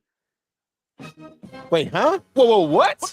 What? I heard a story that DiVincenzo, because he missed some games, is no longer eligible for MIP. So it's going to come down to Maxey and White. The Knicks. The Knicks. I saw something about that. Crazy. I saw something about that too. That's crazy, dog. Me and Tom Thibodeau catching the fade instantly. What was Maxey's stats? What was you saying? He's averaging 26, 3. Well, basically 26, 4, and 6. Okay. He basically James Harden. She said he missed. Chris said he missed minutes. Come on, no, man. it came down. Somebody, I didn't read the whole article, but there was a snippet. I think it was from like NBA Central saying something like he came like 9 seconds short of, and I don't even know why that would matter because I thought it was about games played, not minutes played. But there was something. I thought so too. There was something about that or something like that. I'm sure you guys could look that up and get the full story. But yeah, I don't think DiVincenzo is no longer eligible for MIP. That is weird. That's crazy. And he had a really great year too. Really great year. New York does not get in. New York, but as great as Brunson was, New York is not in the position that they're in without Josh Hart and Dante DiVincenzo. I'm glad they were exceptional this year. Exceptional. Josh Hart has been balling this year, and it doesn't always show up in points wise. He does everything on the court very well. Okay, so here's a story. Dante DiVincenzo only missed 1 game this season, but is ineligible for Most Improved Player. To qualify for postseason awards, players must play at least 65 games of at least 20 minutes a game. That's weak. DiVincenzo needed just 9 more seconds. You gotta be kidding me, man. That's weak. Come on. Dog, if the NBA discredited him because of 9 seconds, that's trash. That's really trash. Come on, Adam. Come on, NBA. I'm not even gonna go to NBA. Players Association. What are you doing? That's really trash. 9 seconds. I got an idea for the Players Association. Hey, John, I got an idea for the Players Association. Hire Tony Clark. This shit won't happen. I guarantee you it won't. Tony Clark gets all the MLB players paid. I don't care what they say about Tony Clark. Tony Clark gets the job done. Who is that? That is a man right there. Jalen Brunson? Over the last 10 games. Jalen Brunson, the last 10 games, has been pretty much MVPs. Yeah, he's been great. He's been going crazy. Dog. He's been going crazy. Well, he got 40, 30, 39, 45, 43, 35, 35. He had a bad game at 20. But that's a hell of a bad game. He had 20 in the bad game. But he had 10 assists with that. I saw one. Then he had 30 and 61. I saw one at the Lakers to draft second round when he came out of Villanova. Ooh, that's crazy. It's 5-10. Hey, whoever over there with Dallas is crazy. Well, it was some tampering going on too, so his pops went up over there, so he followed his pops. Leon Rose, who's now the president of the Knicks, was his dad's agent. That's right, Rick Brunson. So he's known Jalen Brunson since he was a kid. So Rick Brunson, that's his dad. He's been known since he was. I'm talking about Leon. It was duh. John tripping. No, Leon Rose, the president of the Knicks, was Rick Brunson's agent. Oh, okay. I thought it was happening to OJ and Nope. All right. No, OJ's not on the show. Oh no, you talking about he really dead? Oh yeah. Right now the Kings then came back. They're only down 7, but right now, man, please watch this. Foul on De'Aaron Fox. All right, let's make some picks, man. Man, Mark, get the paper because I got you. Don't worry about it, sir. All right, so we pretty much. I mean, we don't know. We're not gonna know the end of this game. I'm just assuming the Pelicans are gonna win. So But Chris, since you're here, I'm gonna put Chris on there since he our guest. We're gonna pick which Thanks, series, who we got in each series. You said barbecue joints. All right. Let's start with the West. Yeah. It's OKC versus whoever the A seed is. It's gonna be Pelicans. It's right, and I think it's gonna be New Orleans. Who you got, Chris? And in what? How many games? Because Zion's probably not going to play for the majority of that series. I got OKC in 5 games. OKC. Okay. All right. I got OKC. I got OKC in 5 as well because they said Zion won't be reevaluated for another 2 weeks. Exactly. So Yeah. so basically he's out for the first round. Yeah. I'm gonna go OKC in 5. Ooh, I want to say a sweep. I'm gonna give the Pelicans one. I'm gonna say for you. Bring the brooms out. Bring the brooms out. OKC in 4. Okay. Lou Dort is going to handle what's his face, Brandon Ingram. Yeah. All right. And J-Dub is going to wash out all of BI's production. Mm-hmm. All right, let's go to the 4 or 5. It's Knicks, Clippers versus Luka and Kyrie and the Mavs. Chris. Man. I can't. Here's the problem with Dallas. I don't trust them to hold on to a big lead. And in various points of this series, Dallas is going to have a big lead. And the Clippers, their calling card this year, and Nick, you could back this up, has been coming back from 20-something point deficits in the second half. That's what makes the Clippers a dangerous team, especially at home.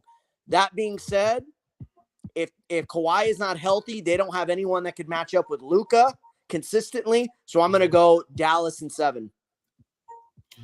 Oh, wow. Dallas in 7. Okay. I'm with Chris. I got Dallas in 7. I got Dallas in 7 too. Sorry, Nick. 7. By the way, Nick, I know why you're saying Dallas in 7. Reverse Juju. I got you. No. We'll talk about that after we make these picks. Hey, is Kawhi playing at all? He's questionable. Questionable for game 1. They're concerned, though, Mark. He's got a lot of swelling in that knee. Yeah, I was reading. I got Dallas in 6. All right, let's go to the 2-7. We just talked about it. I think Kyrie Irving playoff experience is what's gonna help Dallas in that. Mm-hmm. So 2-7, we got Lakers and Denver. I didn't put my pick in. I already said it. I said my pick too. I got Lakers in 7. I got Lakers in 6. I got Denver in 6. And Chris? I'm with Nick. Denver in 6. Unfortunately, I don't like the pick, but sorry. I like that. No biasness here. Keep hope alive. Try to keep hope alive. All right, and then in the 3-6, this is a series I'm actually outside the Clippers Mavs series. This is the other series I'm most excited to watch, and that's Phoenix versus Minnesota. I got a question about that too after we pick this. All right, Chris, Phoenix or Minnesota? Oh man, you know what this reminds me of? Remember when Kobe took on the Celtics? It was Kobe versus the Big Three, and there was at one point he was talking smack to all 3 of them. I could see Ant-Man doing that to KD, Book, and Beal. So that definitely is. I am going to go Minnesota in 6 games. I don't trust Phoenix. Woo, boy. T-Wolves 6, okay. You got T-Wolves 6? Yep. That's going to be a fun series, guys. I wanted the nostalgia because I want to see KD in the second round. If the possibility of us getting KD and Bron in the second round. Neither one of them going to play. Never mind. But Ant-Man, I'm a fan of Ant-Man. You got T-Wolves and what? Love Ant-Man. T-Wolves in 6. T-Wolves in 6. I have T-Wolves in 5. Wow. And wait, Mark. Y'all would play them in the next round? Y'all play the Timberwolves in the next round? Yes, 3-6. I think the Lakers will beat them too. Yeah. Shit. I think the only team Lakers can't beat is or will have trouble beating is Denver. I got them beating Denver. So, but you're right. They match up with everyone else left in the playoff picture. Lakers matched up well with them for the majority of the year. Yeah, you're right. All right, let's go over to the East, and then we'll definitely get back to the question. Let's do the question about the West. I got one question. All right, go ahead, Mark. If Phoenix loses series, what they do with that big 3? I think get rid of Bradley Beal like they should have never got him in the first place. They got fleeced. Probably have to trade Bradley Beal, like Nick said, but I think they're stuck. I personally think they're stuck. And they just extended Grayson Allen 4 years, $70 million. So where's this money going to come from? And good signing. Another question, and I want to ask, definitely want to get Nick's thoughts on this and your thoughts, Chris. Go ahead. If the Clippers do lose to Dallas, We know Kawhi's already signed up. We don't know what's going to happen with Russ. We don't know what's going to happen with Harden. And it's crazy. And I'm still mind-boggled the fact we don't know what's going to happen with Paul George. Mm-hmm. I know what's going to happen with Paul George. What happens with Ty Lue? Indiana. What happens with Ty Lue? Nothing. You think Ty Lue stays? Who are you gonna replace him with? I mean, who you gonna replace? Look, John. No, who you gonna replace him with? I'm being devil's advocate, but you're right. But go ahead. Well, you think Ty Lue stays? What are you gonna do to replace him? That's gonna make sure you have access to the seats in this new stadium. Good point. You talking? Speak facts. Look, people gotta remember this. This is a weird free agency because look, after this year, we go to the new stadium. You have to have a team that's gonna have people go up over there. So we have to re-sign Paul George. I think Paul George knows that. But there's always a chance of him leaving. If he leaves, that frees up a lot of cash to sign somebody else. By the way, side note, how do y'all feel about Bruno Mars being the opening act for the Intuit Dome? Who cares? I like it. I've been wondering where the hell Bruno's been at lately.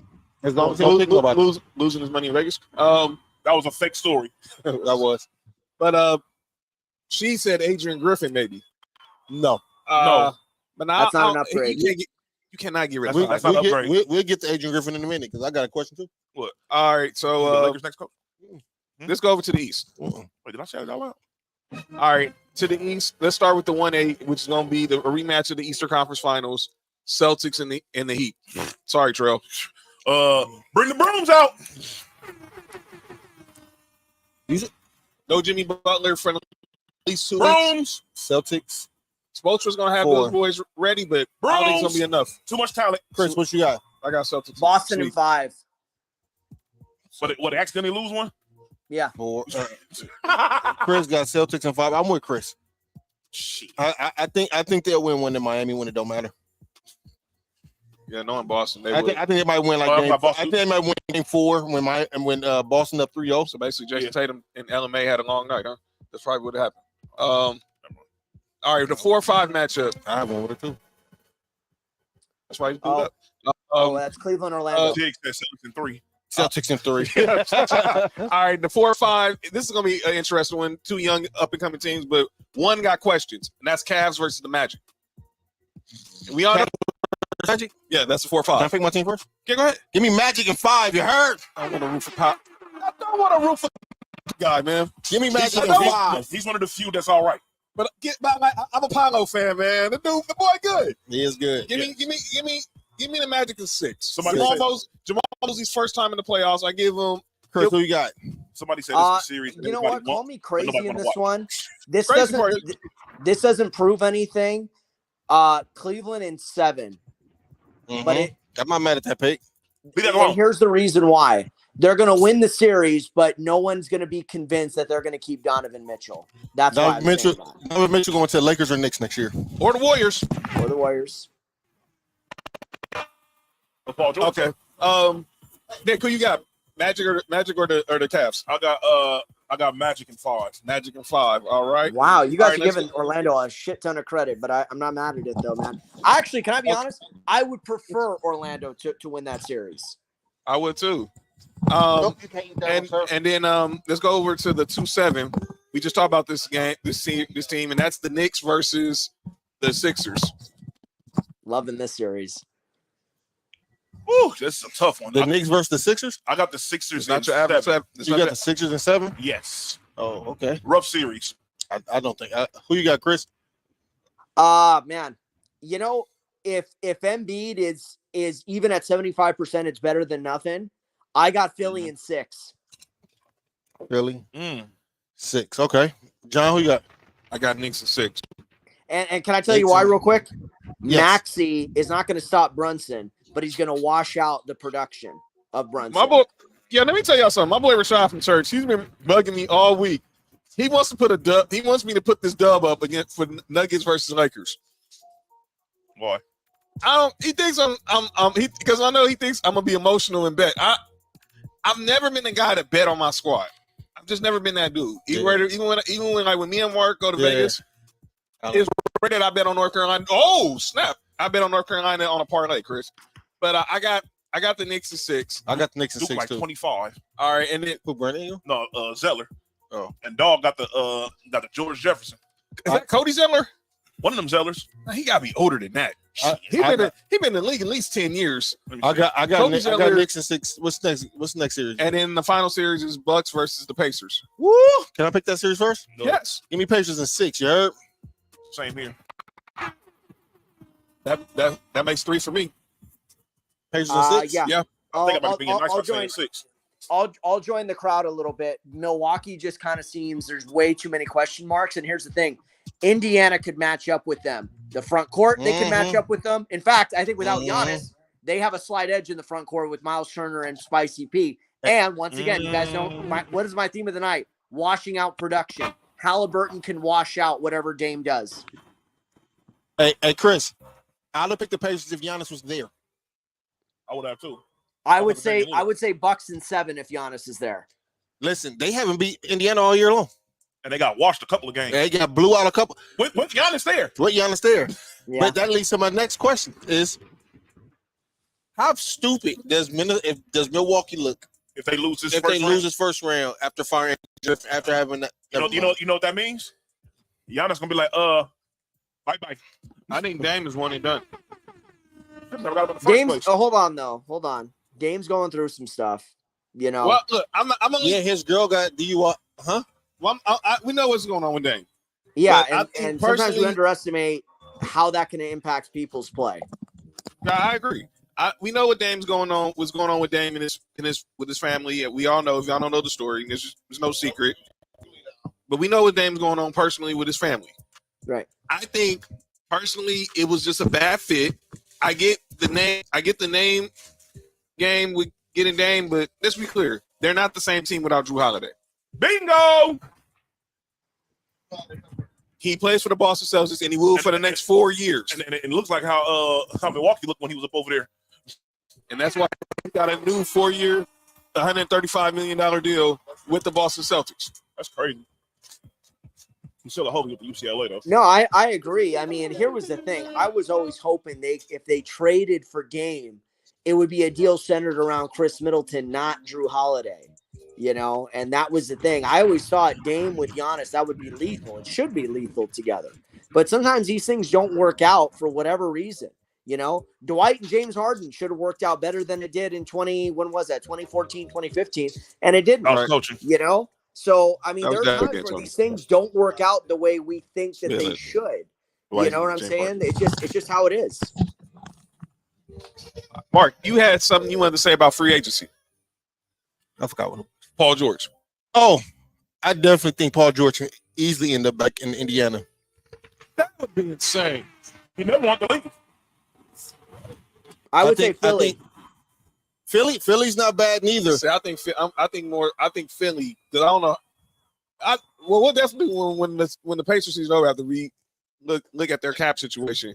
But if Paul George ends back up there with Tyrese Halliburton and Spicy P. and Siakam and Ben Mathurin, coached by Rick Miles Carlisle, They got pills for that. Miles Turner, Nesmith, Hey, we all know- Nembhard, Jalen yeah, Smith, that whole young nucleus. Obi Toppin. Relax. Glenn is grossly over it. Hey Tig, you know how you already know how we. Who is Glenn? Oh, Yeah, Glenn Rivers. Come on now. Come on now. Man, I've been saying that for years. People was killing me at first for a while. Hey, Doc you know Rivers, what you say? he's the most overrated coach ever. You know what you say? In a couple years, y'all understand. Couple years, I understand that. You You know know what? the most overrated coach ever? Who is? Phil Jackson? No, the white Doc Rivers. The Knicks coach. No, Tiburon. no, Who? I forgot who he was. Carlisle. Who? no, not Rick Carlisle. Who? Okay. Well, I don't George know. Carl. Oh, No, George Oh, Carl don't have yeah. the championship. That's like overrated. Oh yeah. And that, hey, John, excuse my language. George Karl's become an asshole as he's gotten older. My goodness. Oh no, he was that beforehand. it was yeah, that he was before that, but it came more on social media, especially on Twitter, and then we all know that his battles with I've come on cancer, social media his battles with cancer. I think he's turned into a grumpy old man, and he likes going at Sorry. 4 rebounds is not acceptable. And he likes going at Laker fans. I don't know what it is. We also have with him in the Last Dance, the whole situation when him and Jordan had that awkward exchange at a restaurant or something. They're the same Yeah, person. they What? did. Both Tar Heels. Who Tar Heel? George Karl, unfortunately. Karl, yeah, George Tar Heel. Karl. I pay him with Rashad McCants. Oh Lord, that. Hey Chris, Neither one of them Yo. went to North Carolina for me. me and Mark are the resident Tar Heel fans. So what we do Of is course. there's certain people we just do not claim from North Carolina. Tyler Harrisboro. No, I claim Tyler Psycho P. Harrisboro. I claim Tyler Harrisboro. We don't claim Rashad McCants. We don't claim George Karl. No, neither one of them two went to North Carolina. Why you don't claim McCants? He's a dummy. Well, Yeah. Well, only because when he didn't make it to the NBA, that's when he went to snitch on North Carolina. yeah. Doug Scap, you weren't taking those Mickey Mouse courses. Oh, you mean like the same thing that Every Chris, college does. the thing that Chris Webber said about? Oh, never mind. By the way, Chris, what did you make in the WNBA draft? Oh, it was good. It was good. I thought the Sparks did well. I would have considered Angel Reese at 4, but they clearly feel high on Rakia Jackson. But two teams basically reassembled their front court: the Chicago Sky with Cardoso and Reese, and the Sparks with Brink and Rakia Jackson. Exactly. Both of those teams needed to revamp their front courts a little bit. And Clark going to the Fever with Aaliyah Boston and Kelsey Mitchell and Vivians and a lot of really good talented players there. They're going to be fun to watch. I think the WNBA is starting to become something. And here's the other aspect. And John, I know once again you listen to 710. And you heard him talk about this, and he's not wrong. From a male perspective, the way these women are getting drafted and how they're dressed and what they're, you know what I mean? Like, it's not just the talent on the court, but you also need to have a look. And here's what people forget. Oh, you're only saying that you're trying to sexualize them. No, it's marketability. Same thing with Jordan. Jordan was a good-looking guy. Kobe, good-looking guy. Shaq, bit larger than life. You know what I mean? Magic Johnson, $1 million smile. You have to have a look that's marketable. And the same applies to women in the WNBA. And if nothing else, it gets people talking about the league, and that's never a bad thing either. Hey, listen, I love how the NBA draft went. If I'm the Sparks, I think I would have shook stuff up a little bit. And instead of drafting Cameron Brink with that second pick, I would have took Cardoso then. And then with that 4th pick, Reese. Yep, took Reese. I think a lot of Sparks fans wanted that because I like our homegirl Drea. She was telling me she watched the WNBA draft, but she didn't really. Obviously, she knew certain players, and obviously that. And so, two of the people she knew in particular were Camello Cardoso and Angel Reese. And now she says she's going to become a Sparks fan. I mean, a Sky fan. But I think, but the fact that they got people talking is what's good. Absolutely. And it's go to Caitlin Clark. So it's going to find out she's going to get her. She's about to get an 8-figure deal with Nike. Mm-hmm. Shout out, 8-figure deal with Nike. Let's go. She's going to get her own signature shoe. I know Steph tried to get her to Under Armour, but obviously Nike knows Iowa's a Nike school, so they pretty much already had a leg up in the competition. But we're a leg up. We're nice. We was watching the last week. Over 2 weeks, we were watching the Iowa UConn game here, Chris. And and obviously, before the game, I was watching. Me and our boy Trey was watching the South Carolina NC State game, and obviously they had Asia Wilson, Kelsey Plum was in the suite with Sue Bird and Taurasi, and obviously people were talking about making Caitlin Clark and Angel Reese the woman version of Bird and Magic. Mm-hmm. And I saw where Taurasi or Sue Bird was saying that Asia Wilson and to Breanna Stewart, that's y'all already. Yep. Yeah. Yep. I want to ask you, and I'm asking all y'all. Yep. We see how with the NBA, a lot of the old dogs, they hate on a lot of the young cats. Do you think we're gonna see that with Caitlin Clark, with a lot of the older sorority sisters? Nico, I'm not answering that question. Are gonna basically kind of like the way when LeBron first came in the league. There was a lot of unnecessary hate because of being labeled the quote unquote chosen one. Are we gonna see that with Caitlin Clark when she steps on the court opening night? Yeah, of course you are. Of course you will. Absolutely. Of course you are. All of them hate each other. All right, go ahead. Nico. What did you make of Team USA, Chris? I thought, man, I'm sorry. Halliburton should not have gotten that spot over Kyrie Irving. There, I said it. What did you make of what Kyrie said? No, I think he's not wrong. He's basing that on experience. And I don't agree with a lot of what Kyrie has said in the last few years, on the court, off the court. I don't want to get into that. But at the same point in time, he was right in that regard. There used to be a time where you would have to do tryouts and everything. The fact you already have 12 guys locked in going into the August 2024 Olympics in Paris without any sort of, I mean, I could understand if it's like, hey, we've got 7 or 8 spots locked in. We're going to have a tryout for the last 4. They should have done something like that, and the fact you give it to Halliburton just straight up like that, even though he played on last summer's World Cup team. There we go. There we go. Good job. Bring him in. Sorry, Otani just got a base hit with runners in scoring position, got an RBI. So, but yeah, that's how I feel about that. All right. What do you make of the roster of the roster as a whole? So so obviously this is Grant Hill's first year, obviously putting the roster together. So that's why, like I said, back when Jerry Colangelo was running Team USA basketball, there was the whole all the players would come to Vegas, about 40, 50 players would come to Vegas for USA camp, and they would pretty much duke it out to see who's going to be on the final 12 to 15 that's going to go to the Olympics. Mm-hmm. And that's when you got like the infamous moments like with Kyrie talking trash with Kobe, and obviously, go ahead, Nick. I have a question for y'all. Yeah. Now, if they would have did what Kyrie said, outside of maybe him, do any of these guys not make it if they had to do that same format? No. Look at the roster. So it's LeBron, Steph, KD, Anthony Davis, Anthony Edwards. Yep. Anthony Edwards, Devin Booker, Drew Holiday, Jason Tatum. Uh-huh. Let me just bring roster up. We were saying like Nick was just saying, Mark, before you step away. So basically here, it's AD. I think I can name everybody off the top of my head. Just keep track of it. AD, KD, Bron, Steph, Embiid, Tatum, Drew, Halliburton, Ant-Man, and Kawhi.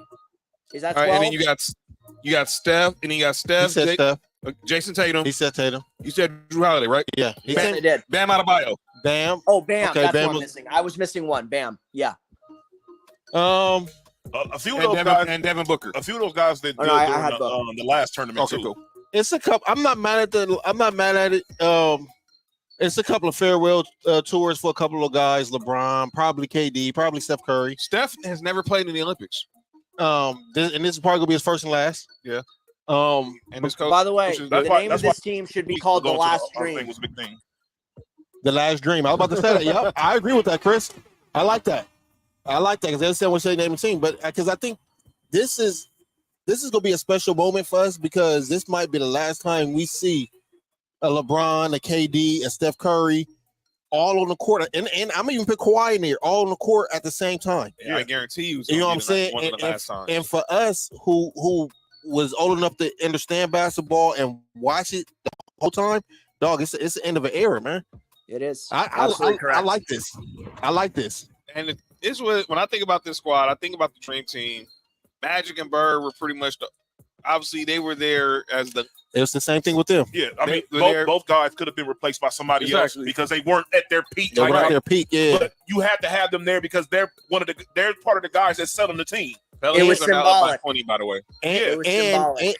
And those are the two guys who passed the league down from Bird and Magic to Jordan. Yeah, that's So now it's you seeing the KD and you see the KD and Steph and LeBron. You see him passing it down to the Anthony Edwards, Jason Tatum, to the Jason Tatum. You know what I'm saying? So I Booker, I love this. You know what I'm saying? Right there. It's gonna be the future of it. I love it, man. I think it's gonna be the same thing. For sure. And here's the thing, just like with that, and Nick, you bring up a good point. there was that 92 team also had question marks. There were, I mean, I remember good, bro. Jason Whitlock not only writing about how Isaiah got snubbed, but where was Dominique Wilkins? Where was James Worthy? Why wasn't Shaq the collegiate player over Christian Laettner? You know what I mean? We know why that was. It was that Duke biasness. That's all that was. I totally didn't think about Dominique in '92. Right, but Dominique his game started to regress, and even I hate to say this, even James Worthy's was starting to regress. Let me go. Is that when he tore his Achilles? I'm not too sure on that. It might have been. He was with the Clippers in 93, 94. Because I know he tore his Achilles, and I think he went to the Clippers after that. I'm gonna look and check. He went because he was on the 90. Because he was on the 90. Like we saw about the other day, Chris. Neek was on the 94 team that played in the World Championships that year. Yeah. That Shaq was saying he thinks that team could beat the Dream Team. And John, technically that's Dream Team too. That 94 team. Yeah, right. It was. And that was the team with him, Alonzo, Sean Kemp, Dominique, Lonzo Mourning. Chris, he tore his Achilles in 91, 92 years. So that's probably the reason why he wasn't on there. Okay. Oh, there you go. Yeah. So, I mean, and here's the thing. People can say, whoever's still listening to right now, Christian Laettner was a better collegiate player than Shaq. I'm not going to go with that far. I don't think so. No, yeah, as far as success, as far as popularity as well. I give you popularity, and I also give you what Duke did. But team as an success, individual player, I don't think so. As far as individual talent, probably not. But at the same point in time, you cannot deny, especially at that time, his college career was coming to an end. Shaq was one and done, or did Shaq do 2 years? Shaq did, I think, 2 or 3. He did 3 years. 3 years at LSU. Oh, he did 3. I thought he only did 2. Okay. The point was 89 to 92. 89 to 92. Like him or hate him, Laettner was the more polarizing, popular player. He was. And that comes with because people hated Laettner and people really like Laettner. Exactly. So I agree with that. Timeout. I agree with he was more polarized. Timeout. Y'all didn't just see what Nick's face. Read Shaq's numbers at LSU, dude. No, you don't. But no. There's a reason why we said this. Dog, his second year, dog averaged 27, 5 blocks with 15 rebounds. That's the thing is I know. And so that's why I said as an individual player, I don't think Christian Laettner was better. Christian Laettner, like you said, was more polarizing. He was the best player on his team. He was more polarizing, and the team success at Duke was a lot better than LSU. Facts. So I get it. The second best player was better. Well, and he went up, and people forget. Laettner, I'm not mad at Christian Laettner. Yeah, no, absolutely. I mean, listen, Shaq, obviously, we know what he ended up doing. Hey, Nick, thank you for I will take back what I said about the better individual stats and numbers and everything. I just assumed Laettner's, but maybe I was thinking about over the span of the 3-4 years he did at Duke rather than, just on an individual basis. Mm-hmm. I was doing cumulative rather than that one season. But Laettner was the more popular collegiate athlete. Whereas Shaq was getting there. He wasn't there though at that point. Mm-hmm. Not at that point. He was getting there though. And Laettner always believed like I could handle being the 12th man on the bench. Could Shaq have actually handled being the 12th guy on the bench? I don't know. And furthermore, I don't know if that's a valid argument or not to justify that. I don't think it's a valid argument either. Yeah. And again, I think it's the Duke. I think Christian Laettner going to Duke. Christian Laettner being a more popular player and a more polarizing player. I think that's the reason I got him there. And then back-to-back championships. Dog, sure. the team, that helps a lot. But that's what I said. The team and success Laettner, at Duke. Guys, Laettner beat Juwan Howard, Chris Webber, Larry Johnson. He beat a lot of guys on his way to those championships too. And I want to say he beat the Georgetown guys too, like Alonzo Mourning, right? Yeah. Zoe was there, and Zoe was there. Zoe and Mutombo were there when he was at Georgetown. So it wasn't like he was a big fish in a small pond. He was also beating some of the really good collegiate. Yeah. No. I'm not taking that. Even though I'm a North Carolina fan, I'm not taking that away from Christian Laettner. Right. I as a fan of college basketball, I always have this argument that Christian Laettner is not the best college basketball player that we've seen. I think he's the most polarizing. Yeah. I think he might be the most popular, especially in that time. he was going crazy. People hated him and people loved him. He was winning awards. Exactly. And It was great. and he was But if you look at his numbers, his highest was 21.5. Yeah, no, he was probably one of those guys where it was more, that's where the Krzyzewski, you're going to have to sacrifice a little bit to make sure that we win as a whole. So Christy wants to know my IG at C Camello. My IG is at C Camello1. And yes, I do co-host a podcast, The Outlet Forum. We're actually in the process of reformatting a little bit right now and might be doing more live shows like what you guys are doing here. We might be pulling a page out of the Sports4U handbook. That's what's up. And you can follow him on Twitter at Chris_Camello as well. Yes. Looks like the Pelicans are sending the Kings back to Bourbon Street. So let's since we're here, let's 1, 2, 3 Cancun with the Kings. Couple more minutes. And this is the final segment of the show. All right, the Kings. We go over there. Nico. The shoe. Where's I don't know. I was right here. Right here. All right, Okay. cool. All right, so the Kings season is over. Obviously, they've had a nice resurgence under Mike Brown with De'Aaron Fox, and then obviously Sabonis, take it or leave it. I like Keegan Murray as a player, but obviously the last 2 years they ran into some buzzsaws. Obviously with Golden State, obviously that was that whole Game 7. Steph went for 50. Ooh. And then this year They just weren't ready. And then this year, obviously, they win. They get the revenge on Golden State, but they run into a Pelicans team that was just hungry tonight. Mm-hmm. What's next for the Kings?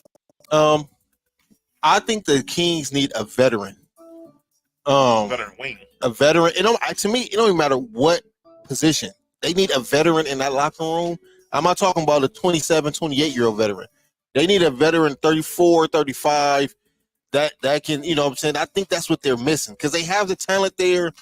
But I just think they just need somebody that can show them, and they're going to need experience, obviously. You know what I'm saying? They have one situation they got to take care of. Malik Monk is a free agent this summer. Ooh, they want to pay him. It won't mean anything, though, if Klay Thompson signs there. Hold up.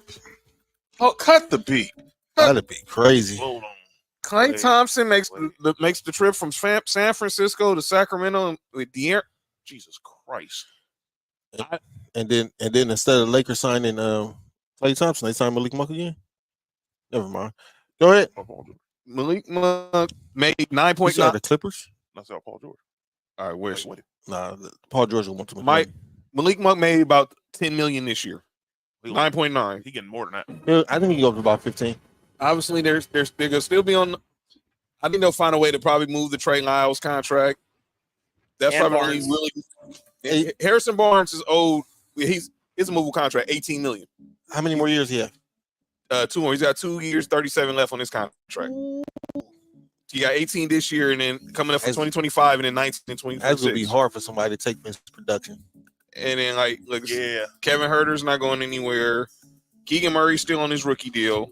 Like I said, Pitching that ass. and then obviously like I said, Trey Lyles is an expiring contract. Crazy. Trey Lyles is expiring at $8 million. Mm-hmm. You can use that. Yeah. But I think that's how it looks for them. But Sunday is going to be Pelicans OKC in Game 1 in the last game of the Game 1s of all the playoff weekend. Before we get up out of here, go ahead, Chris. I was going to say one thing. I think the problem with Sacramento was they didn't try to upgrade on the heels of a great season last year. A lot of the mistakes that these teams make, especially teams that don't necessarily win championships, they try to run it back, and that's always a mistake because there's the aspect that complacency sets in, and you're not always held accountable. I thought one of the things that they should have done this past year was go after Kyle Kuzma in free agency. I thought he would have been a really good fit for that team. Go figure. Kyle Kuzma would have actually been a king had we just made the Buddy Hield trade. Yeah. So I'm just thinking it's I think he would have been a good fit next to Sabonis and Fox. provides floor spacing. He could rebound a little bit. He got can playoff put the ball in experience. his hands down the stretch of games and stuff. He got And he got championship a experience. championship. And, Yeah. I understand he falls into that category, Mark, of being a 27, 28-year-old veteran. But I think he would have Yeah, been like one. fit-wise a guy that can give you 20 Great. to 25 on any given night. Great. I agree. Yep. Great. And he can fall into either that second or third option perfectly, no matter what, on any given night. I like that, Chris. That would have been a good fit for him. Yeah, he's gonna be stuck. He's gonna be stuck in the nation's capital. He's not stuck over there. They said they're gonna build a team around him. Okay, we'll Yeah, see. and they got Jordan Poole. That's wild. Oh wow! And on that note, we're gonna get up out of here. Before we go, Chris, let everybody know where they can follow you on social media and what you got going on and everything. First of all, thank you for allowing me to ambush the show. And basically, I was like an uninvited guest that crashed the party. So I appreciate you guys welcoming me in with open arms. Always appreciate it. I love what you guys are doing. And I'm serious. We are trying to take a page out of the book with the live shows because I think that's where it's at right now. Follow me on Twitter at Chris_Camello. I co-host the Outlet Forum at the Outlet Forum, and you can also follow me on Instagram, Camello1. And I'm writing baseball articles on MLBReport.com. All right. Thank you, guys. Thank you, Chris. Always, you already know, bro. Anytime you come on here, dog, the energy's up. We love it. Chris. I don't know what your schedule is like Thursday, but we're doing our NFL watch along for night one of the draft. If you're free, come on. Obviously, we know that Lakers will be playing around that. We'll be playing around round one, but I want you to join us and react to the Rams pick or just the draft in general. We'll be live at 5. You can come on anytime during that. We're gonna be here from picks 1 through 32 for night one of the draft. So if you're free, I'll send you the connection and you can come join it and hang out with us during the draft and during the NBA. I appreciate that, man. Yeah. Thursday, not too sure what's on my plate. I know I'm usually still working around that time, but yeah, I'll definitely keep in touch with you guys. If nothing else, I'll put in a few comments into the thread like I always do, because I always still follow what you guys are doing, even if I'm not on. We're doing our mock draft Tuesday. You got anything you want the Rams to draft for us to consider? Secondary. Focus on the secondary and another piece or two up front defensively. Hey, y'all saw my boy Tre'Davious White, huh? I guess so, man. I hope he's healthy. I don't know if he'll be healthy for the beginning of the year, but he Healthy, they're gonna be straight. He'll be all right. Hopefully, that's the second big injury, so hopefully he'll be all right.